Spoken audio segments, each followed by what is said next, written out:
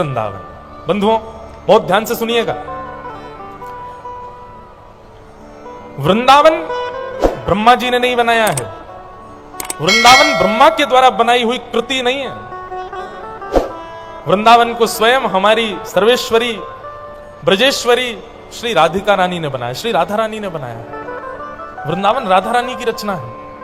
आप कहेंगे वो कैसे? ध्यान से सुनना, ये राधा कृष्ण लीला केवल वृंदावन में नहीं होती है, नित्य गोलोक धाम में ठाकुर जी की ब्रज लीला चलती रहती है, नित्य साकेत धाम में श्री राघवेंद्र सरकार की राम लीला चलती रहती है। अभी भी चल रही होगी, हमको नहीं पता। बड़े बड़े तपस्वी, बड़े बड़े योगी, बड़े बड़े ये लोग ध्यान क्या करते हैं? ध्यान करके उस साकेत की लीला का ही तो अनुभव करना चाहते हैं। अभी ठाकुर जी की कौन सी लीला चल रही है? तो दिव्य गोलोक धाम में ठाकुर जी की लीला चलती रहती है। ठाकुर जी ने श्री राधा रानी से कहा, बोले कि अब राधा रानी, यदि आपने हमारा चैनल अब तक सब्सक्राइब नहीं किया है तो जरूर करें और बेल आइकॉन दबाना ना भूले ताकि आपको हमारी आने वाली सारी वीडियो की जानकारी सबसे पहले हो सके। तो चलिए शुरू करते हैं। पर में हम कृष्ण अवतार लेने के लिए भूमंडल पर जा रहे हैं, आप कृपा करके चलोगी? तो किशोरी जी बोली, हम नहीं जाएंगी पृथ्वी पर। बोले क्यों? हमारा मन नहीं लगता। सब लोग बहुत सावधानी से सुनो, बिल्कुल हल्ला मत करो। अब हम ब्रज रस कुछ कह रहे हैं, बहुत सावधानी से सुनो। किशोरी जी ने आज्ञा की, यत्र वृंदावनम नास्ति यत्र नो यमुना नदी यत्र गोवर्धनम नास्ति तत्र नो रमते मनः। हे श्याम सुंदर, जहां यमुना जी नहीं है, जहां गोवर्धन नहीं है, जहां वृंदावन नहीं है, वहां मेरा मन नहीं लगता, मैं पृथ्वी पर नहीं जाऊंगी। इसका मतलब क्या है? गोवर्धन, वृंदावन और श्री यमुना जी, ये तीन पृथ्वी पर थे नहीं। किशोरी जी के अवतरण के लिए ठाकुर जी इन तीनों को गोलोक धाम से लेकर के आए। वृंदावन को, गोवर्धन को, यमुना जी को ठाकुर जी गोलोक धाम से लेकर के पृथ्वी पर पधारे। तो गोलोक धाम का जो वृंदावन है, उस वृंदावन को स्वयं अपने हाथों से सजाया है स्वयं श्रीमती राधा रानी ने। हमारी सर्वेश्वरी, प्राणेश्वरी, ब्रजेश्वरी, वृंदावनेश्वरी श्री राधिका रानी ने स्वयं अपने हाथों से निर्माण किया। उसी वृंदावन को लेकर के ठाकुर जी पृथ्वी पर आए। आज जब वृंदावन जाने का प्रस्ताव हुआ, ठाकुर जी बड़े प्रसन्न हो गए, बोले अब हम वृंदावन चलेंगे।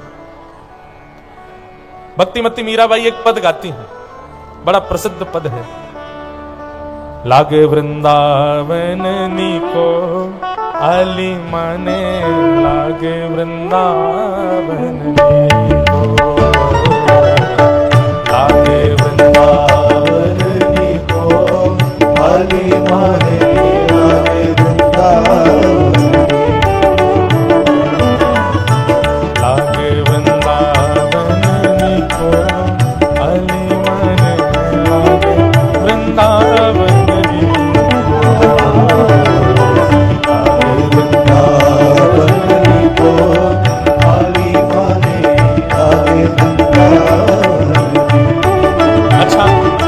आप कहोगे महाराज जी वृंदावन में है क्या, जरा वृंदावन के बारे में बताओ। बहुत ध्यान से सुनना, कैसा है वृंदावन? ओ घर घर तुलसी ठाकुर सेवा, घर घर तुलसी ठाकुर सेवा, घर घर तुलसी ठाकुर सेवा, घर घर तुलसी ठाकुर सेवा, दर्शन गोविंद जी को काली माने, लागे वृंदावन नीको, दर्शन गोविंद जी को काली माने, लागे वृंदावन नीको। इतने सारे लोग यहाँ बैठे हैं, आप में से कितने लोग वृंदावन गए? हाथ ऊपर करो। ये जितने हाथ नीचे हैं, ये लोग वृंदावन गए ही नहीं कभी। अरे भैया ऐसे मत करो,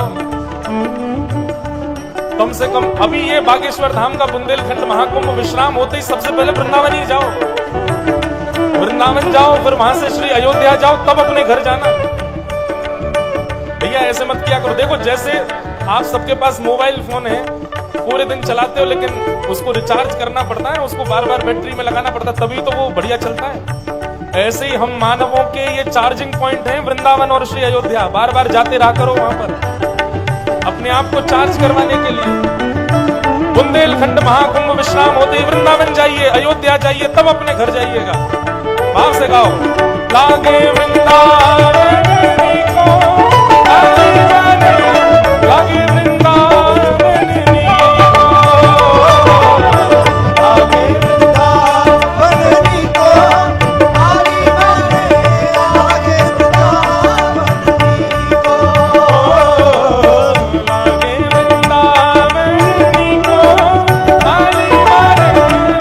वृंदावन को लागे वृंदावन को लागे वृंदावन बिहारी लाल की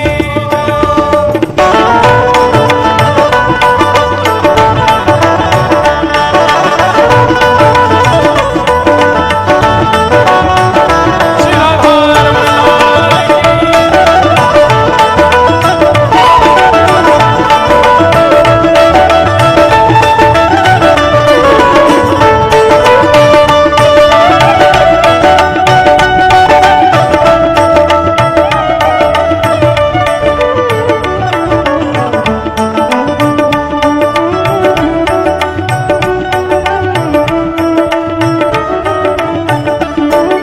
और क्या है वृंदावन में? वृंदावन में क्या मिलेगा आपको? रतन सिंहासन आप विराजे, रतन सिंहासन आप विराजे, रतन सिंहासन आप विराजे, रतन सिंहासन आप और मुकुट धरे तुलसी को आली माने लागे वृंदावन को। मुकुट धरे तुलसी को आली माने लागे वृंदावन को। अभी हमारे अयोध्या के हमारे पूज्य महाराज जी बैठे हैं, हनुमानगढ़ी वाले महाराज जी। राघवेंद्र सरकार किरीट पहनते हैं, सीधा मुकुट पहनते हैं। ध्यान से सुनो, हमारे राम जी सीधा मुकुट पहनते हैं किरीट के रूप में, और हमारे वृंदावन बिहारी लाल टेढ़ा मुकुट पहनते हैं। इसमें अंतर की बात क्या है? श्री राघवेंद्र सरकार तो राजा बनकर के बैठे हैं, लेकिन जहां मुकुट झुक रहा है इसका मतलब है कि राजा कोई और है। और हमारे वृंदावन में राजा कौन है पता है? हमारे वृंदावन में राजा और रानी दोनों श्री राधिका रानी है, श्री राधा रानी है।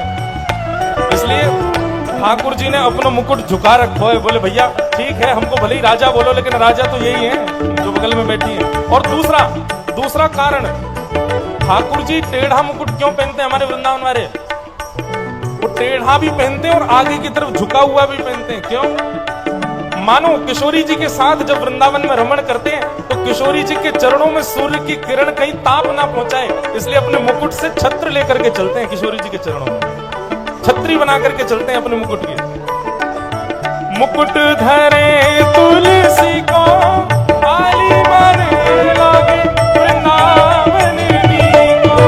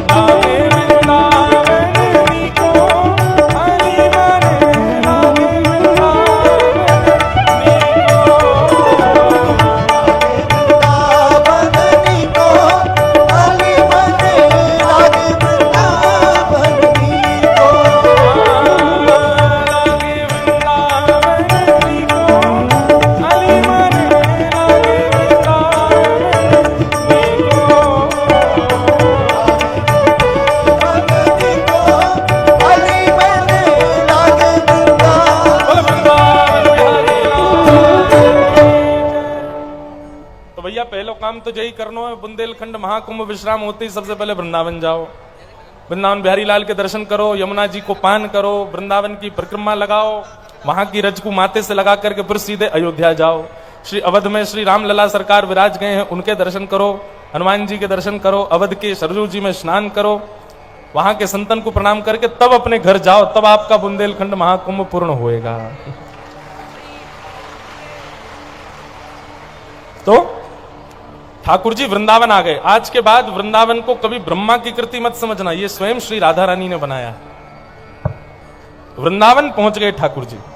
श्रीमद् भागवत में एक बात वृंदावन के प्रति ठाकुर जी के भाव से लिखी गई है, वृंदावनम संप्रविश्य सर्वकाल सुखावहम। ठाकुर जी को वृंदावन में सब प्रकार का सुख मिलता है, ऐसा भागवत जी कह रही हैं। मतलब अगर आप भोजन बना रहे हैं और भोजन में कोई कमी हो जाए, लेकिन वो भोजन वृंदावन में बनाया गया, वृंदावन में भोग लगाया गया, तो ठाकुर जी को वो कमी पता नहीं चलती है। इतने प्रसन्न रहते हैं ठाकुर जी कि वृंदावन में उनको कैसे वो वस्त्र पहना दो, कैसे वो भोग लगाए दो, कछु भी पधराए दो, ठाकुर जी को सब में प्रसन्नता मिलती है। इस बात की प्रसन्नता है कि हम वृंदावन में हैं। तो ये बात श्रीमद् भागवत जी कहती है कि ठाकुर जी को वृंदावन में सब प्रकार का प्रेम मिलता है, सुख मिलता है। इसलिए वृंदावनम संप्रविश्य सर्वकाल सुखावहम, ठाकुर जी को बहुत सुख मिलता है वृंदावन में। वृंदावन पहुंच गए ठाकुर जी। वृंदावन आने के बाद एक लीला ठाकुर जी ने की। एक अघासुर नाम का दैत्य था। यह अघासुर नाम का दैत्य एक सर्प के रूप में था। इसने खूब विशाल अपना मुख खोला, इतना विशाल खोला कि ऊपर के ओष्ठ तो बादलों से ऊपर और नीचे के ओष्ठ पृथ्वी के भी नीचे। मानो देखने में ऐसा लगता था कि कोई बहुत विशाल गुफा है पर्वत की। ग्वाल बाल सब कंडुक क्रीड़ा करते हुए पहुंच गए और सब बोले, लाला लाला जय गुफा में चलेंगे, यही में प्रसाद पाएंगे। ठाकुर जी समझ तो गए थे कि ये कोई गुफा नहीं है, ये कोई राक्षस का मुख है। लेकिन इतने में तो ब्रजवासी सब घुस गए भीतर। जैसे ही सब घुसे, ठाकुर जी बोले, या को वध करना पड़ेगा। जैसे ही ठाकुर जी ने प्रवेश किया, अघासुर ने अपना मुख बंद कर लिया। जैसे ही मुख बंद किया, ठाकुर जी उसके कंठ में पहुंच गए, अपने शरीर को इतना फुलाया, फुला करके बीच से अघासुर का वध कर दिया। सारे ग्वाल बालों की रक्षा हुई। बहुत सावधानी से सुनिए, अब यहां पर एक थोड़ा प्रसंग बड़ा मार्मिक और बड़ा मधुर प्रसंग है। ठाकुर जी ने अघासुर का वध किया, ये बात ब्रजवासियों ने अपने अपने घर पर 1 वर्ष बाद बताई। 1 वर्ष के पश्चात ठाकुर जी ने यह बात कही कि भैया, सब ग्वाल वालों ने यह बात कही कि भैया ठाकुर जी ने अघासुर को वध किया है।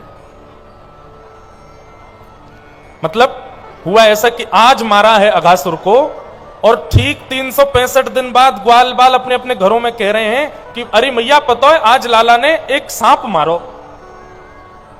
तब पूछते हैं भैया ये एक वर्ष का समय क्यों लगा बीच में, 1 वर्ष तक क्यों नहीं कहा ब्रजवासियों ने। तब बीच में एक कथा आती है कि अघासुर का वध करने के बाद, सब लोग इधर देखो, यहां देखो, यहां देखो, कथा सुनो ध्यान से। नए हलचल यहां शुरू होती है, आप सबका ध्यान वहीं चला जाता है। सब लोग इधर देखो, भाव से कथा सुनो। तो 1 वर्ष का समय क्यों लगा?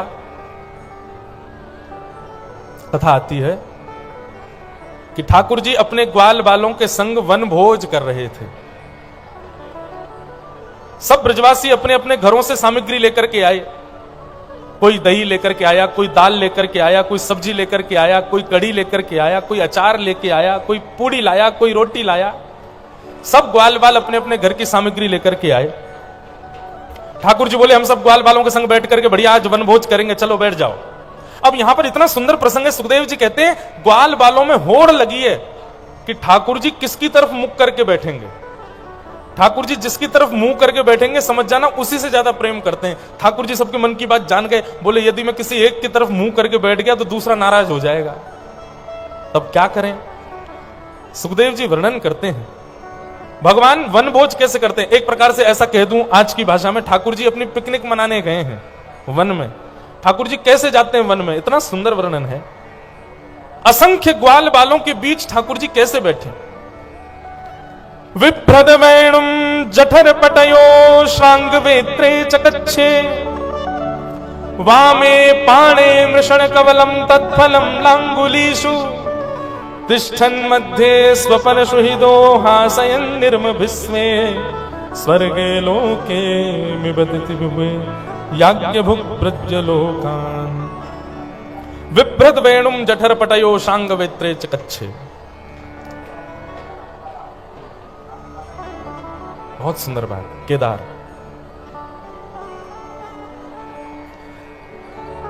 चारों तरफ ग्वाल बाल बैठे हैं, तिष्ठन मध्य, ठाकुर जी उन ग्वाल बालों के बीच में बैठे हैं। लेकिन सुखदेव जी वर्णन कर रहे हैं ठाकुर जी ने ऐसा रूप धारण किया कि हर ग्वाला को लग रहा है कि ठाकुर जी उसकी तरफ मुंह करके बैठे हैं। मधुमंगल श्रीदामा को कोनी मार के कह रहा है, ए श्रीदामा देख लाला मेरी तरफ मुंह करके बैठो। श्रीदामा कह रहा है, ए तो दिखना रही मेरी तरफ मुंह करके बैठो। वहां से तनसुका मनसुका हंसने लगे, बोले अरे देखो इन बावड़े नहीं लग रहा इनकी, अरे लाला को मुंह तो हमारी तरफ है। ठाकुर जी बीच में बैठे हैं लेकिन अपने आप को ऐसा करके बैठे हैं हर ग्वाला को लग रहा है कि ठाकुर जी उसी की तरफ मुंह करके बैठे हैं। और अच्छा ये तो था ठाकुर जी का ऐश्वर्य। अब ठाकुर जी का प्रेम देखो, ठाकुर जी वनभोज कैसे कर रहे हैं। तो बोले वामे पाणे मृषण कवलम तत्फलम लांगुलीषु। ठाकुर जी ने एक उंगली दे, दो ऐसे उंगलियां खोल करके यहां आम का अचार, यहां नींबू का अचार, यहां टेंटी का अचार, बीच में चटनी लगा ली है, ये अंगूठा के पास में मिर्च का अचार, और एक हाथ में रोटी का कवल लेकर के ठाकुर जी बैठे हैं। एक बार रोटी खाते हैं, फिर एक अचार चाट लेते हैं, फिर रोटी खाते हैं, फिर किसी ग्वाला से कहते हैं तू अपने घर की सब्जी खवा, फिर रोटी खाते हैं, फिर किसी से कहते हैं तू अपनी दाल खवा, फिर रोटी खाते हैं, फिर कोई अचार चाट लेते हैं। इस प्रकार ठाकुर जी वनभोज कर रहे हैं। अद्भुत। कभी ऐसा करके देखियो, 5 प्रकार के अचार ठाकुर जी हाथों में लेकर के और बीच में चटनी लगा के और ऐसे पाते हैं। ठाकुर जी पा ही रहे थे, इतने में ही ठाकुर जी ने पूछा, अरे भैया एक बात बताओ, तुम सबरे ग्वाल बाल तो यहां बैठे हो, जे मधुमंगल कहां चलोगो। तब श्रीदामा ने कही, बोले लाला मधुमंगल अपने घर से कड़ी लेके आयो है, कहीं तू खाना ले, कहीं हम सब लोग खाना ले, हमारे एकांत में जाके खा रहा है, अकेले में बैठ के खा रहा है, कहीं हमको देनी ना पड़ जाए। ठाकुर जी बोले यार दारी के मैं वही बताऊं। सही ठाकुर जी उठ करके गए, पीछे जाकर के देखा तो वन में मधुमंगल चुपचाप बैठा बैठा कड़ी पा रहा था। ठाकुर जी ने जाके उसका हाथ पकड़ा, ए मधुमंगल क्या कर रहा है, यहां पे सब लोग अपने अपने घर की सामग्री मुंह को पवा रहे हैं, तू चुपचाप एकांत में बैठ करके या कड़ी को पाए रहा है। मधुमंगल बोले लाला जे तेरे काजे ना है तू मत खावे। ठाकुर जी बोले क्यों, मेरे काजे क्यों ना ला, जल्दी दे मैं भी कड़ी खाऊंगा। मधुमंगल बोलो लाला 3 दिना सो हमारे घर कछु बनो नहीं है, 3 दिना बासी कड़ी हमारे घर की है, जे खट्टी है गई है, यहां में से दुर्गंध भी आ रही है। अब लाला तू खट्टी कड़ी खावेगो, तेरी आंख मिचिया जाएंगी, तो को अटपटो लगेगो, तो मुंह को बड़े कष्ट होएगो। या हमारे तू माने ना, हमारे में एकांत में बैठ के सबरी कड़ी को चट कर रहा हूं ताकि तो को ना देनी पड़े। ठाकुर जी बोले तेने तो छुपाई ली, लेकिन फिर भी मुंह को कड़ी खावे को मिले ही गई। मधुमंगल बोलो क्यों, मैंने तो सबरी कड़ी खा ली, अब तो को कहां से मिलेगी। मधुमंगल का मुखमंडल पकड़ करके ठाकुर जी बोले अभी तेरे होठन के ऊपर तेरे गालन पे जल्दी जल्दी खावे में नेक नेक कड़ी लग गई है, मैं यही कुछ चाट लूंगा। और ठाकुर जी ने मधुमंगल का मुख पकड़ा और अपनी जीभ से उसके मुंह को चाट गए ठाकुर जी। अब जैसे ही ठाकुर जी ने मधुमंगल का मुख चाटा, मधुमंगल के तो नेत्रों में आंसू आ गए। लेकिन ब्रह्मा जी को संशय हो गया, बोले राम राम राम राम राम राम, ये भगवान नहीं हो सकते, ये परब्रह्म हो ही नहीं सकते, ये ईश्वर कैसे हो सकते हैं। वो मधुमंगल ग्वारिया है, गैया चराता है, गैया चराने वाले ग्वारिया पूरे दिन पसीने में लथपथ रहता होगा, उसके मुखमंडल को चाट गए, ये परब्रह्म नहीं हो सकता। ये जरूर कोई भैलूपिया है, और ये भैलूपिया बनकर के हम सब 33 कोटि देवताओं को पागल बना रहा है कि मैं परब्रह्म हूं। ये भगवान हो ही नहीं सकते। भगवान तो यज्ञ भोक्ता हैं, वो परम पवित्र रहते हैं, परम शुद्ध होते हैं, उनको यज्ञ की आहुतियां शुद्ध करके दी जाती हैं, उनकी सेवा में स्नान ध्यान करके त्रिकाल संध्या करके जाया जाता है, जनेऊ धारण किया जाता है, शिखा धारण की जाती है, तिलक लगाया जाता है, गुरु प्रसाद लेकर के तब सेवा में प्रवेश किया जाता है। इतनी पवित्रता का ध्यान जिन ठाकुर जी की सेवा में किया जाता है, वो एक ग्वारिया के मुख पर लगी हुई कड़ी चाट रहे हैं। ये परब्रह्म नहीं है। अब बंधुओं एक बात सोचो, कई बार प्रश्न उठता है कि लोग भगवान पर, आजकल के लोग प्रश्न उठाते हैं, कितने गलत लोग हैं, इन लोगों की बुद्धि सुधरनी चाहिए ठाकुर। अरे भैया, जब ब्रह्मा की मति घूम सकती है ठाकुर जी के ऊपर, तो हम मानवों की क्यों नहीं घूमेगी? जब ब्रह्मा की मति विचलित हो सकती है, जिसने पूरे विश्व को बनाया, ऐसे चतुरानन, चार मुख वाले, हमारी तो एक ही बुद्धि है, उनके तो चार बुद्धियां हैं, चार चार बुद्धियों वाले मेधावी ब्रह्मा भी जब ठाकुर जी के ऊपर संशय कर सकते हैं, हम तो मानव हैं।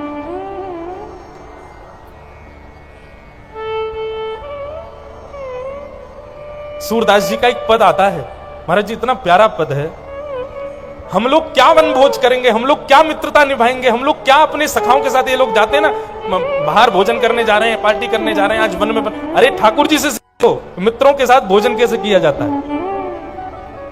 सूरदास जी का पद है, मीठो मदन गोपाल आज दधी, मीठो मदन गोपाल,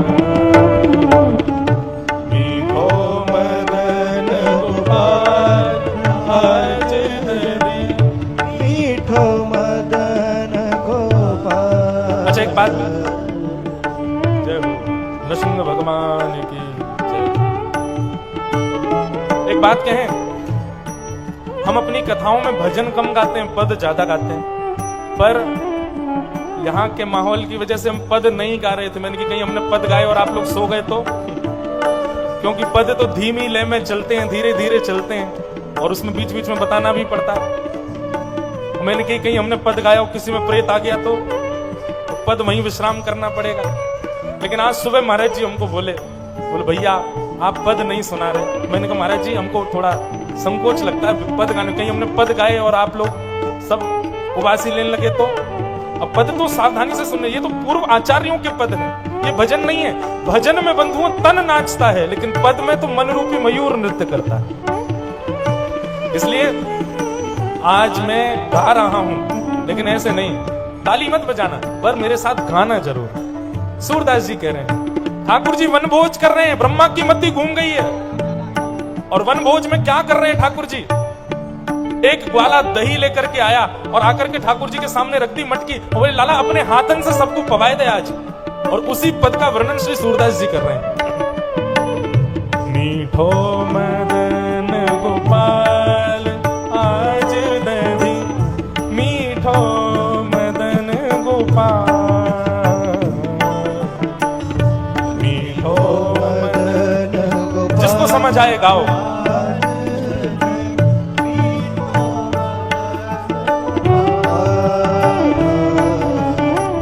ऐसो दही हम कबहू न चाखे, ऐसो दही कबू ना चाखे, ऐसो दही हम कबहू न चाखे, ऐसो दही हम कबू ना चाखे। सुन गोकुल के नाम,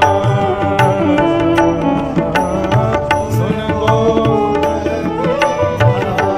महाराज जी ठाकुर जी अपनी गोद में दही की हंडी लेकर के बैठे हैं, और सामने से सब ग्वाला आ रहे हैं। ग्वालान के पास दौने नहीं है, ग्वालाओं के पास पात्र नहीं है, तो क्या कर रहे हैं? आसपास के वृक्षों से पत्ते तोड़ तोड़ करके ला रहे हैं। सब लाइन से खड़े हैं, और ठाकुर जी अपनी गोद में लिए माखन की दही की मटकी, और ऐसे ले में सामने वाले को दें। लेकिन सामने वालों जब तक हाथ आगे करे तब तक ठाकुर जी एक बार बाद दही को चाट लें, पहले अपना भोग लगा दें फिर दें। ऐसे चाट चाट के फिर दे रहे हैं। ग्वाला भी कैसे, जहां से ठाकुर जी ने दही चाटो है वो वही स्थान को ही पहले चाटे, क्योंकि ठाकुर जी को अधरामृत में मिलो गए। तब ग्वाला कह रहे हैं ऐसो दही हम कबहू न चाखो, सुन गोकुल के नाथ, हे गोकुल के नाथ ऐसो दही हमने कभी खाया ही नहीं है। क्यों? ठाकुर जी झूठा कर करके दही दे रहे हैं सबको। मीठो मदन गोपाल आज दही, मीठो मदन गोपाल, मीठो मदन गोपाल आज मीठो मदन गोपाल। ठाकुर जी सबको दही बांट रहे थे। इतने में ही बांटते बांटते कई ग्वाल वालों को दही नहीं मिला, पात्र में से खत्म हो गया। जैसे हमारे बागेश्वर महाराज जी के आते ही आप लोग झपट पड़ते हो उन पे, ऐसे ही ठाकुर जी की दही पे सब झपट पड़े, खत्म हो गया। अब पीछे के कछु ग्वाल बाल रह गए, रोने लगे, आंखन में मीड़न लगे, बोले लाला हमको तो दही मिलो ही नहीं, हमको तो खावे को मिलो ही नहीं, सब चट्ट कर गए बाकी के सब, हमें तो कुछ मिलो ही नहीं। आहा, ठाकुर जी ने उन बचे हुए ग्वालाओं के लिए क्या व्यवस्था की, सूरदास जी की वाणी में सुनो। ठाकुर जी, सूरदास जी कहते हैं, जो नहीं पायो सुनो मेरे भैया, जो नहीं पायो, जो नहीं पायो सुनो मेरे भैया, सुनो मेरे भैया, मेरी हथेली चाट, मेरी हथेली चाट। सुनो कितना सुंदर स्वरूप है ठाकुर जी का। यहां तक हाथ दही में मटकी में निकाली है ना, तो खूब यहां तक दही लग गया। अब मटकी में से तो दही खत्म है, क्यों 6-7 ग्वाला रो रहे, हमें तो दही मिलो ही नहीं। ठाकुर जी बोले तुम लोग इनको आओ, बाकी के सब मजाक उड़ा रहे, बोले हमको तो मिल गो, इनको तो मिलो ही नहीं। ठाकुर जी बोले इनको वो मिलेगो जो तुमको नहीं मिलो। और ठाकुर जी ने उन ग्वालन से कही, लगो भाई, एक तू या उंगली को चाट ले, तू या अंगूठा को चाट ले, तू यहाँ से चाट ले, तू यहाँ से चाट ले। और बचे हुए जो ग्वाला हैं अपनी जीभ निकाल के ठाकुर जी के हाथ को ही चाट रहे हैं, वहां में लगे हुए दही को सेवन कर रहे हैं। ये हमारे ब्रज के नंदन है, ये हमारे ब्रज के गोकुलानंदन है। मीठो मदन गोपाल आज दधी, मीठो मदन गोपाल, मीठो मदन गोपाल आज, मीठो मदन गोपाल। ये श्री परमानंद दास जी का पद है, सूरदास जी का नहीं है, हमसे गलती हुई, परमानंद दास जी का पद है। परमानंद दास जी कहते हैं कि जब ग्वाला अपनी जीभ निकाल के ठाकुर जी के हाथ को चाट रहे हैं तो ठाकुर जी को गुदगुदी हो रही है, ठाकुर जी को गुलगुली हो रही है। अब आपके यहाँ गुलगुली को क्या बोलते हैं? किसी को ऐसे कर दो तो वो हंसने लगता है ना, ऐसे ठाकुर जी को गुदगुदी हो रही है। आपुन हसत औरन हसावत, आपुन हसत औरन हसावत, आपुन हसत औरन हसावत, आपुन हसत और हसावत, मानो लीला रो, मानो लीला। हे परमानंद प्रभु इन जानत हो, परमानंद प्रभु, परमानंद प्रभु इन जानत हो,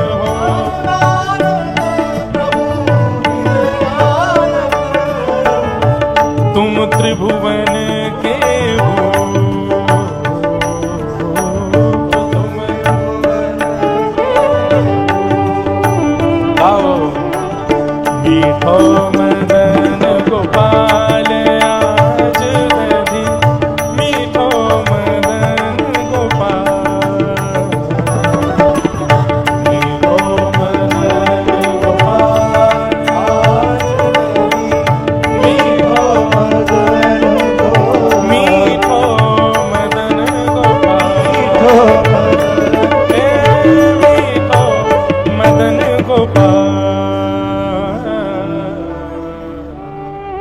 बोल राधा रमण लाल की। ये हमारे वृंदावन बिहारी लाल हैं भैया। जो नहीं पायो सुनो मेरे भैया, मेरी हथेली चाट लो, चाट लो याकू। अब लगे महाराज ग्वाल बाल ठाकुर जी के हाथन को चाटवे। ब्रह्मा बोलो राम राम राम, ये परमात्मा है, ये परब्रह्म है, ये भगवान है, हो ही नहीं सकते। ठाकुर जी के हाथ चाट लिए सब ब्रजवासी ने। ठाकुर जी अपना हाथ धोवे के लिए जैसे यमुना जी में गए, इतने में ही ब्रह्मा ने आकर के भगवान के सारे ग्वाल बालों का हरण कर लिया। सबको लेकर के ब्रह्मा जी ब्रह्मलोक चले गए। बोले बहलूपिया बनकर के घूम रहा है, परब्रह्म बता रहा है अपने आप को, अब इसकी अकल ठिकाने आएगी जब इसके ग्वाल बाल सबको मैं हरण कर ले जाऊंगा। ठाकुर जी हाथ पांव धो करके जैसे ही वापस आए तो देखा सारे ग्वाल बाल कोई है ही नहीं। खूब ढूंढा ठाकुर जी ने, लेकिन कोई भी ग्वाल बाल ठाकुर जी को मिला नहीं। ग्वाल बालों का हरण कर लिया, बछिया बछड़ाओं का भी हरण कर लिया ब्रह्मा जी ने। बंधुओं, आप ठाकुर जी पर संशय कर लो, चलेगा, क्षमा कर देंगे ठाकुर जी। पर ठाकुर जी के प्रिय वैष्णवों के साथ यदि कोई हरकत करोगे तो ठाकुर जी क्षमा नहीं करेंगे। आप ठाकुर जी को कितनी भी कसौटियों पर खड़ा कर लीजिए, कितना भी संशय कर लीजिए, कितना भी उनके ऊपर अविश्वास कर लीजिए, ठाकुर जी को कोई गरज नहीं पड़ी आपके विश्वास की। लेकिन यदि ठाकुर जी के उपासकों पर अविश्वास करोगे, उन पर संशय करोगे, उनको कसौटियों पर कसोगे, तो ठाकुर जी छोड़ेंगे नहीं आपको। इसलिए भैया, भगवान से बैर करना है करो, लेकिन उनके वैष्णवों से, उनके संतों से, उनके भक्तों से कभी बैर मत करो, नहीं तो प्रचंड रूप देखोगे आप। जब तक ब्रह्मा जी को ठाकुर जी पर संशय था, भगवान को कोई फर्क नहीं पड़ रहा था, बोले करते रहो। लेकिन ब्रह्मा ने जब आकर के भगवान के ग्वाल बालों का हरण कर लिया, ठाकुर जी बोले ये बर्दाश्त नहीं करेंगे हम। और ठाकुर जी ने क्या किया, जितने ग्वाल बाल थे ठाकुर जी के, सबको ठाकुर जी ने अपने भीतर से दूसरे रूप में प्रकट कर दिया। वैसे ही मधुमंगल, वैसा ही श्रीदामा, वैसे ही तन सुखा, मन सुखा, धन सुखा, ये सारे ठाकुर जी के सखा हैं। सबको ठाकुर जी ने अपने भीतर से वैसे ही गैया के बछड़ा बछिया सबको ठाकुर जी ने प्रकट कर दिया। और सबके संग ठाकुर जी वैसी लीला करने लगे जैसी पहली कर रहे थे। असली ग्वाल बाल बछड़ा बछिया सब ब्रह्मलोक में ठाकुर जी ने अपने अंश रूपी बछड़ा बछिया सब प्रकट कर दिया और लीला करने लगे। 1 वर्ष तक ठाकुर जी ने अपने ही रूपों के साथ लीला की। ब्रह्मा को लगा 1 वर्ष हो गया, भैलू पिया कृष्ण रो रहा होगा, विचलित हो रहा होगा, देखूं तो सही क्या हो रहा है। ब्रह्मा जी जैसे पृथ्वी पर आए देखने के लिए, तो पृथ्वी पर आते ही उनका तो सिर घूम गया। जैसा मधुमंगल ब्रह्मलोक में, जैसा श्रीदामा, जैसे गैया बछड़ा बछिया, जिस बछिया के जहां धब्बा है वहीं धब्बा है नीचे वाली बछिया के भी, बिल्कुल वैसी डिट्टो। ब्रह्मा बोले सृष्टि बनाने की क्षमता केवल मेरे पास है, पर मैं भी डिट्टो कॉपी तो नहीं बना सकता। ये प्रत्यक्ष फोटो स्टेट तो केवल और केवल नारायण कर सकते हैं और कोई नहीं कर सकता। ये किसने किया? ब्रह्मा की बुद्धि घूम गई। ब्रह्मा समझ गए कि मैंने बहुत बड़ा अपराध कर दिया, मैंने बहुत बड़ा अपमान कर दिया, भैया अब तो मुझको नारायण छोड़ेंगे नहीं। ब्रह्मा जी बोले ब्रह्मलोक जाता हूं और ब्रह्मलोक से बढ़िया ग्वाल बालों को ला करके भगवान को दे दूंगा, क्षमा मांग लूंगा, ठाकुर जी दयालु हैं, क्षमा कर देंगे। लेकिन ब्रह्मा को क्या पता था कि जब ब्रह्मा पृथ्वी पर आए थे तब ठाकुर जी ब्रह्मा का रूप धारण करके ब्रह्मलोक चले गए। 4 मुंह बना करके ठाकुर जी ब्रह्मा बन करके ब्रह्मलोक चले गए और ब्रह्मलोक जाकर के द्वारपालों से बोले सुनो, आजकल ये नकली ब्रह्मा बहुत घूम रहे हैं, कोई और आवे तो मार पीट के भगा देना उसको।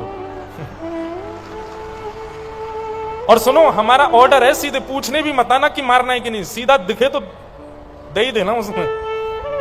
और नारायण ब्रह्मा का रूप धारण करके ब्रह्मलोक चले गए और नीचे से ब्रह्मा जी पहुंचे। अब ऊपर सोचते जा रहे थे, बोले भगवान, हाथ पांव कांप रहे थे, बोले भगवान अब तो मेरे को जान से मारेंगे। जैसे ही ब्रह्मलोक में घुसने लगे, द्वारपालों ने द्वार बंद कर दिए, अपने अपने दंड लेकर के सामने खड़े हो गए। कौन है भाई? ब्रह्मा जी बोले तुम किससे बात कर रहे हो, तुमको पता है मैं ब्रह्मा हूं, ब्रह्मा को रोक रहे हो, नरक में जाना पड़ेगा तुमको, सब मैं बनाता हूं, पूरी सृष्टि मेरी, मुझसे पूछ रहे हो मैं कौन हूं? द्वारपालों ने उठाए अपने डंडे, बोले भागता है कि बताएं अभी हम? नकली ब्रह्मा, असली ब्रह्मा तो भीतर बैठे हैं, हमारे ब्रह्मा, हमारे गुरु, हमारे अधिपति तो भीतर बैठे, तुम नकली हो। ब्रह्मा जी को सिद्ध करना पड़ रहा है कि मैं असली ब्रह्मा हूं। यह भगवान की सत्ता है।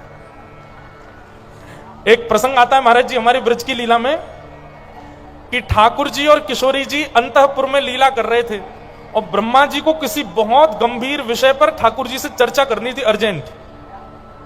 ब्रह्मा जी सीधे पहुंच गए वृंदावन और वृंदावन में जैसे ही ठाकुर जी के निकुंज में प्रवेश करने लगे तो ललिता विशाखा सखियों ने रोक दिया, बोले ब्रह्मा जी आप भीतर नहीं जा सकते। ब्रह्मा जी बोले तुमको पता है तुम किसको रोक रही हो? मैं ब्रह्मा हूं। ठाकुर जी को अगर पता चल गया ना ब्रह्मा आया है, वो सब छोड़ छाड़ के बाहर आएंगे। ललिता विशाखा बोली अच्छा। बोले हाँ बस एक बार जाके कह दो कि ब्रह्मा आया है, बाहर खड़ा है, वो कितने भी व्यस्तों आ जाएंगे। ललिता विशाखा बोली ठीक है जाके बोलते हैं। भीतर गई ललिता विशाखा, दोनों ने जाकर के कहा बोले महाराज स्वामी जी, ठाकुर जी बाहर द्वार पर ब्रह्मा आया है। ठाकुर जी बोले कौन सा ब्रह्मा? बोले क्यों? बोले हमारे शरीर में जितने रोए हैं प्रत्येक रोए में करोड़ों ब्रह्मांड है, हर एक ब्रह्मांड में एक ब्रह्मा है, कौन से रोए के कौन से ब्रह्मांड का ब्रह्मा आया पूछ के आओ उससे। ललिता विशाखा बाहर गई, बोले हाँ आपने बोला ठाकुर जी को ब्रह्मा आया है? ललिता विशाखा बोली ठाकुर जी कह रहे हैं हमारे प्रत्येक एक रों के अंदर करोड़ ब्रह्मांड हैं, एक ब्रह्मांड में एक ब्रह्मा है, मतलब 1 करोड़ ब्रह्मांड यदि एक रों में है तो सोच लो पूरे रों में शरीर में कितने ब्रह्मांड होंगे, कितने ब्रह्मा है। आप कौन से वाले ब्रह्मा हो? ब्रह्मा जी को चक्कर आ गए, वहीं गिर गए। बोले मुझे तो लगता था मैं ही में हूं, ये तो मुझे आज पता चली कि इतने ब्रह्मा भी होते हैं। तो भैया जो गुमान कर रहे हो अपनी नेक सी किसी क्रिया पर कि हमने ये कर दिया, ठाकुर जी को जरूर पता होगा मेरा नाम। दिखते भी नहीं होंगे हम ठाकुर जी को, नाम की तो बहुत दूर की बात है। लेकिन हां एक बात निश्चित है, जो वैष्णव नित्य संतों को प्रणाम करते हैं, संतों को प्रणाम किसी जबरदस्ती से नहीं, उनके मन में इच्छा होती है कि हम संतों को प्रणाम करें। जो व्यक्ति नित्य ठाकुर जी के तीर्थों का स्मरण करते हैं, जो व्यक्ति नित्य ठाकुर जी की सेवा करते हैं, और सबसे बड़ी बात कथा में जिनकी रुचि है, इस करोड़ों ब्रह्मांड वाले इस पूरे ब्रह्मांड में वो व्यक्ति ठाकुर जी को निश्चित दिखता होगा, उस पर दृष्टि ठाकुर जी की पड़ती है। और ये बात आप ये सोचो कि ये कथाकार हैं इसलिए कथा की बड़ाई ज्यादा कर रहे हैं, नहीं। ये भी अष्ट सखाओं ने एक पद में कहा है, जब अपनों करी जाने गिरधर, जब अपनों करी जाने। ठाकुर जी जब किसी को अपना बना लेते हैं तो क्या होता है? बोले ताको मन भक्तन की सेवा, संत चरण रज सदा लुभाने। ताको मन भक्तन की सेवा, संत चरण रज सदा लुभाने। गिरधर जब अपनों करी जाने, जब संतों की चरण रज शीश से लगाने का आपका हृदय से इच्छा प्रकट हो, तब समझो कि ठाकुर जी ने आपको देखा है, ठाकुर जी आपको देखते हैं। अब ब्रह्मलोक में ब्रह्मा जी को प्रवेश नहीं करने दिया। ब्रह्मा जी कहने लगे, बोले भैया मान लिया मैं नकली ब्रह्मा हूं, मैं हूं ही नहीं ब्रह्मा, बेलूपी आऊं, मैंने मान लिया, स्वीकार कर लिया, लेकिन बस एक बार असली ब्रह्मा का मुझे दर्शन करा दो। द्वारपाल भीतर गए, ठाकुर जी से जाके पूछा, बोले नकली ब्रह्मा खड़ा है द्वार पे। भगवान बोले बुला के लाओ उसको भीतर। और जैसे ही ब्रह्मा जी ने ब्रह्मलोक में प्रवेश किया तो सबको तो ठाकुर जी ब्रह्मा के रूप में दिख रहे थे, लेकिन स्वयं ब्रह्मा को साक्षात शंख चक्र गदा पद्मधारी चतुर्भुज रूप नारायण के रूप में ठाकुर जी दिख रहे थे। दोनों कान पकड़ लिए ब्रह्मा जी ने, आंखों से रोने लगे, नाक रिगड़ने लगे। ठाकुर जी क्षमा कर दो, मुझसे बहुत बड़ी भूल हो गई, बहुत बड़ी गलती हो गई, मुझे क्षमा कर दो ठाकुर जी, मैं आपकी लीला को, आपके रूप पर मैंने संशय किया। ठाकुर जी बोले मुझ पर संशय किया, मुझे कोई दिक्कत नहीं, मेरे ग्वाल बालों का तूने हरण क्यों किया? संशय था तो चतुरानन हो तुम, बुद्धिमान हो तुम, किसी और क्रिया से परख लेते। ग्वाल बालों का हरण कर लिया तुमने, मुझसे गलती हो गई। भगवान बोले इस गलती की कोई क्षमा नहीं है, और मेरा दंड केवल इतना ही है तुम्हारे लिए ब्रह्मा कि आज के बाद तुमसे कभी रीझ करके मैं बात नहीं करूंगा। जब काम से काम हो बस आ जाना, बाकी मैं तुमसे रीझूंगा, तुमसे प्रसन्न रहूंगा, ऐसा कभी नहीं हो सकता। तुम रहो ब्रह्मलोक में, तुम रहो ब्रह्मा की पदवी पर, मैं तुमसे कभी प्रसन्न नहीं रह सकता। हां, तुम्हारा जो दायित्व है, तुम्हारा जो कार्य है वो तुम करो, उसकी आज्ञा मुझसे लो, सब करेंगे, लेकिन तुमसे मैं कभी प्रसन्न नहीं रहूंगा।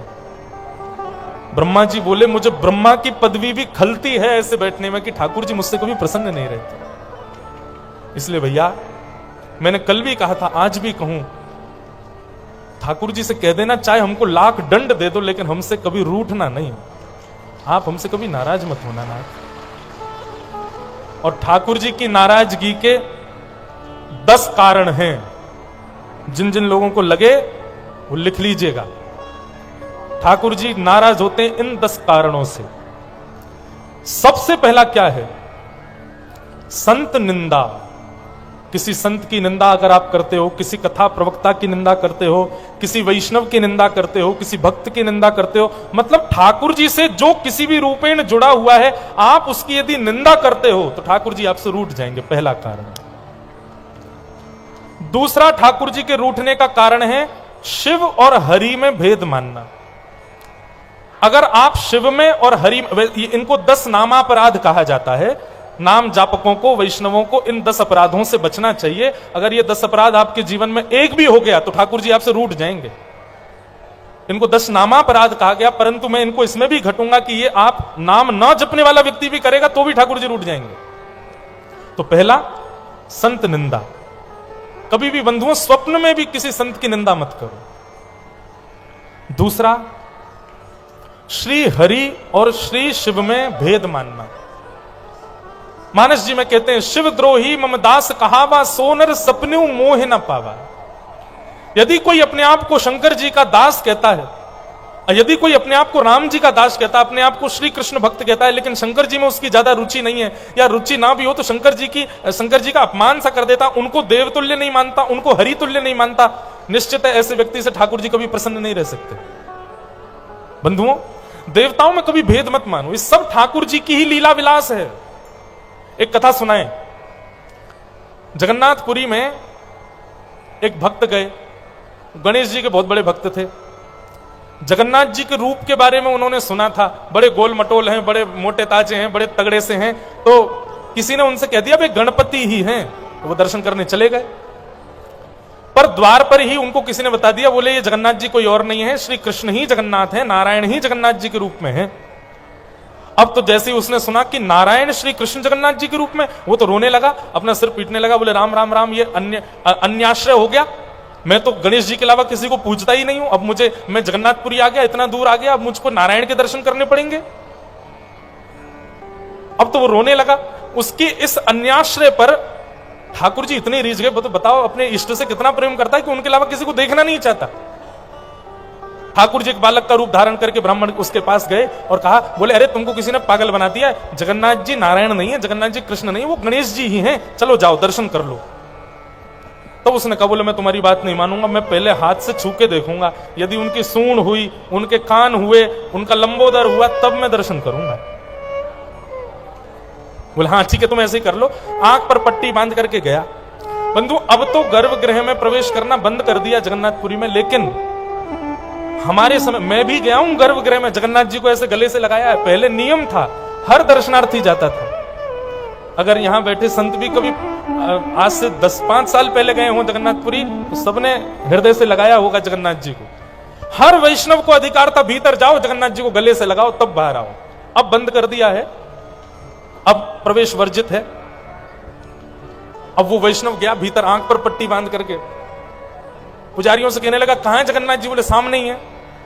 उसने हाथ जैसे ही नाक पर लगाया तो महाराज लंबी सूंड उसको हाथ में अनुभव होने लगे। अरे अरे ये तो सूंड है, लेकिन ऐसे नहीं, कान भी देखूंगा। कान के पास में दिखे तो बड़े बड़े कान उसके हाथ में स्पर्श में आने लगे। पेट पर हाथ रखा तो लंबोदर बड़ा सा पेट। उसने कहा अरे ये तो गणेश जी हैं। तुरंत उसने अपनी पट्टी खोली और जैसे ही नेत्र खोले तो गणेश जी नहीं, जगन्नाथ जी थे। सूंड वूंड कुछ थी नहीं उनकी। अब तो वो नेत्र बंद करे, राम राम राम राम, कितना मायावी देवता है। आंख बंद करके छूता हूं तो सूंड दिखाता है, आंख खोल के देखो तो इसके कुछ है ही नहीं। अब तो वो आंख बंद करने लगा, राम राम राम कहने लगा। बोले मुझे जल्दी बाहर ले चलो, मैंने किसी और देवता को क्यों देख लिया। इतने में ही जगन्नाथ जी में ही श्री ठाकुर जी प्रकट हो गए और हृदय से लगा के बोले, हम तुम्हारे अन्याश्रय से बड़े प्रसन्न हैं, पर तुम भेद क्यों मानते हो? ये गणपति भी तो मेरा ही स्वरूप है, ये सब मेरा ही रूप है, मेरा ही स्वरूप है, मेरा ही विलास है, सबके रूप में कोई अंतर नहीं है। ऐसे श्री जगन्नाथ ठाकुर जी के विलास, कोई अंतर नहीं। तो दूसरा अपराध क्या है? हरि और शिव में भेद मानना। कभी उनमें भेद मत मानो, उनको एक ही रूप, एक ही भाव समझो। जय जय राधे कृष्ण राधे गोविंद। जय जय राधे कृष्ण राधे गोविंद। जय जय राधे कृष्ण राधे गोविंद। राधे कृष्ण राधे गोविंद। ओ नंद जी को छैया, बलभद्र जी को भैया लाल। नंद जी को छैया, बलभद्र जी को भैया। नंद जी को छैया, बलभद्र जी को भैया लाल। बलभद्र जी को भैया।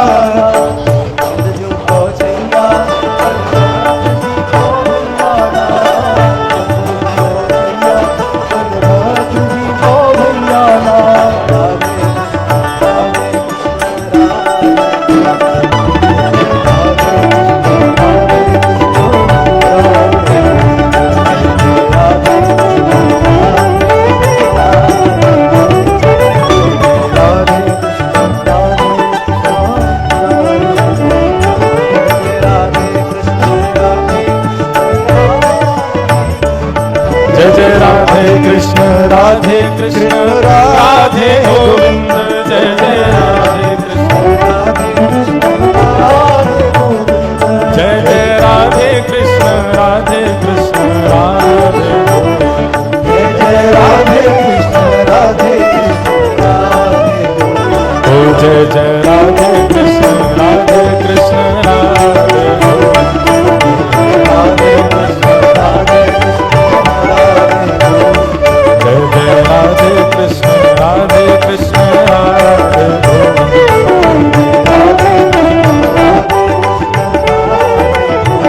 आज परम सौभाग्य का विषय है कि बुंदेलखंड के इस महाकुंभ में 155 कन्याओं के विवाह महोत्सव में आज गोता लगाने के लिए इस महान भक्ति के सागर में हमारे वृंदावन के सुप्रसिद्ध श्रीमद् भागवत के वक्ता एवं जन जन में कृष्ण भक्ति ओतप्रोत करने वाले परम पूज्य श्री अनिरुद्धाचार्य जी महाराज पधारे हैं। बहुत बहुत आपका स्वागत है।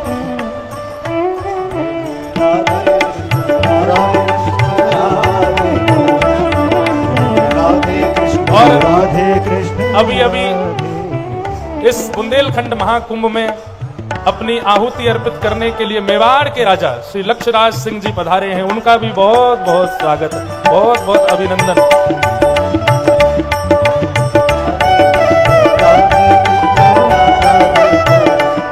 जय जय राधे कृष्ण राधे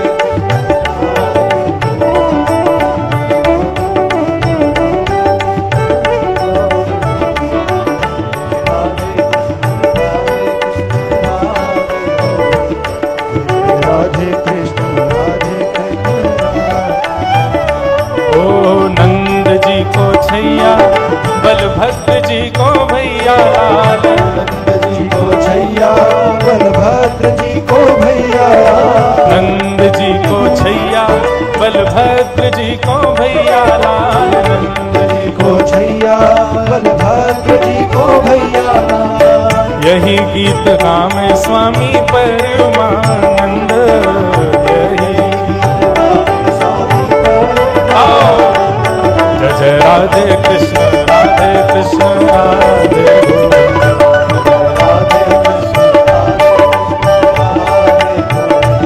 जय जय राधे कृष्ण राधे कृष्ण राधे गोविंद जय राधे कृष्ण राधे कृष्ण राधे जय जय राधे कृष्ण राधे कृष्ण राधे गोविंद राधे कृष्ण राधे कृष्ण राधे गोविंद सीताराम हनुमान सीताराम हनुमान राम हनुमान सीताराम हनुमान सीताराम हनुमान सीताराम हनुमान सीताराम हनुमान हनुमान सीताराम हनुमान सीताराम हनुमान सीताराम हनुमान सीताराम हनुमान सीताराम हनुमान सीताराम हनुमान सीताराम हनुमान सीताराम हनुमान अब तो दया करो राम अब तो कृपा करो राम दया करो राम अब तो कृपा करो राम अब तो दया करो राम अब तो कृपा करो राम करो राम अब तो कृपा करो राम सीताराम हनुमान सीताराम हनुमान सीताराम हनुमान सीताराम हनुमान हनुमान सीताराम सीताराम हनुमान सीताराम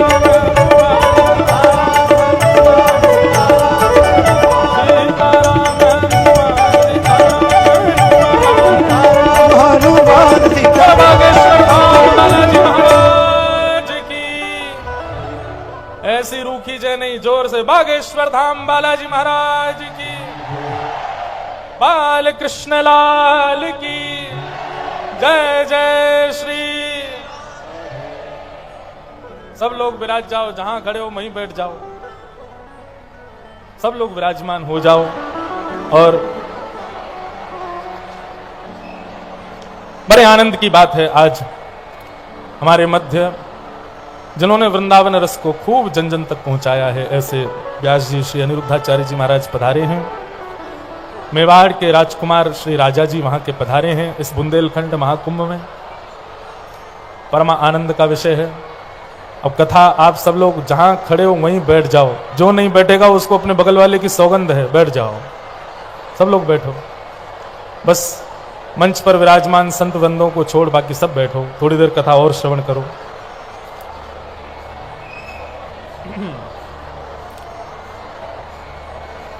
भगवत अप्रसन्नता के 10 कारण हैं जिनके विषय में हम चर्चा कर रहे थे, जिनमें प्रथम कारण है संत निंदा। जो वैष्णवों की निंदा करता है, संतों की निंदा करता है, भगवत भक्तों की निंदा करता है, ठाकुर जी उससे निश्चित है कि मुंह फेर लेंगे, ठाकुर जी उससे रूठ जाएंगे, उससे कभी प्रसन्न नहीं हो सकते। भगवत अपराध का दूसरा स्वरूप है हरि और शिव में भेद मानना। शिव द्रोही मम दास कहावा, सो नर सपने हूं मोहे ना पावा। कोई यदि शिव से द्रोह करता है, स्वप्न में भी ठाकुर जी का दर्शन नहीं कर सकता। राम जी की खूब उपासना करते हैं, हमारे वृंदावन बिहारी लाल जी की खूब उपासना करते हैं, लेकिन महादेव की उपासना यदि आप नहीं करते हैं, महादेव को वंदन नहीं करते हैं, तो निश्चित है कि ठाकुर जी आपको कभी नहीं मिलेंगे।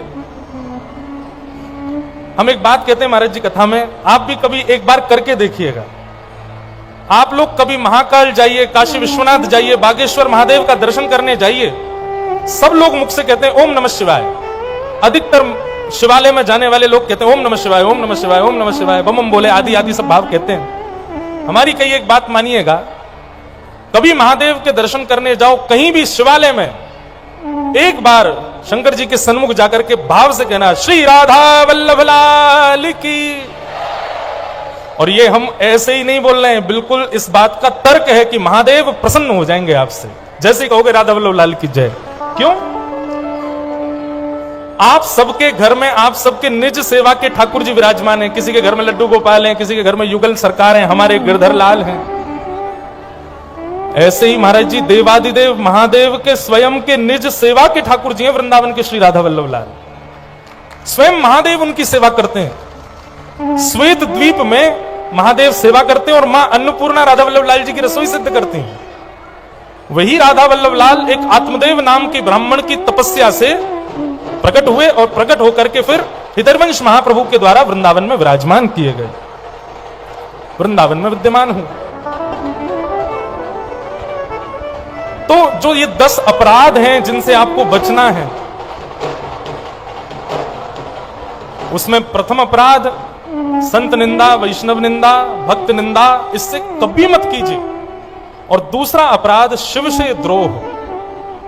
शिव भक्त हरि से द्रोह ना करें और हरि भक्त शिव से द्रोह ना करें, नहीं तो उनकी साधना व्यर्थ हो जाएगी। बल्कि यदि कोई वृंदावन बिहारी लाल का उपासक हो तो शिवालय में जाओ और शिवालय में जाकर के श्री राधा श्री राधा श्री राधा श्री कृष्ण कृष्ण कृष्ण कृष्ण नाम को उच्चारण करो। महादेव जल्दी प्रसन्न होंगे, उनके निज ठाकुर जी हैं। तो ये दूसरा अपराध है, इससे बचिएगा। कभी भी शिव उपासक हरि से द्रोह ना करें और हरि उपासक शिव से द्रोह ना करें, नापातोली ना करें, सम है, समान है। तीसरा, भगवत विमुख होने का तीसरा कारण जो अपराध बनता है वो गुरु आज्ञा की अवहेलना।